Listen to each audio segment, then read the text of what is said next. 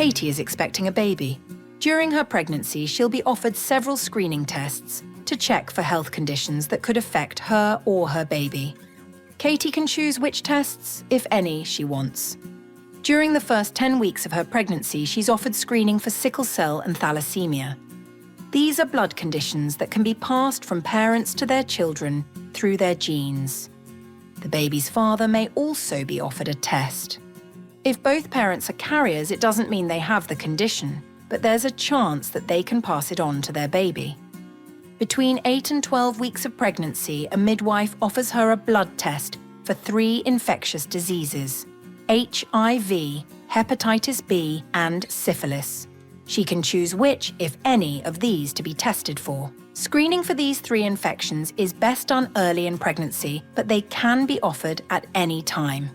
If Katie has diabetes, she'll be offered eye screening during her pregnancy.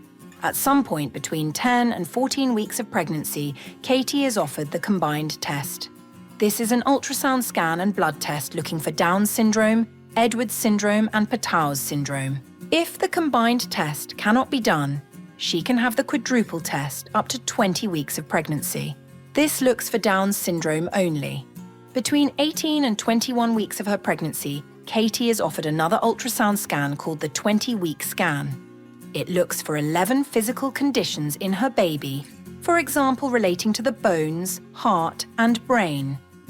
Towards the end of her pregnancy, a midwife will discuss the screening offered for her newborn baby, so she knows what to expect. Katie's offered a physical examination for Thomas within 3 days of him being born. This screens for conditions affecting his heart, eyes, and hips. As he's a boy, his testicles will be checked too. A hearing screening test will also be offered. Depending where they live, this may be in the hospital, clinic, or at home. When Thomas is 5 days old, a midwife will offer the blood spot test, also known as the heel prick test. This involves taking a few drops of blood from the baby's heel.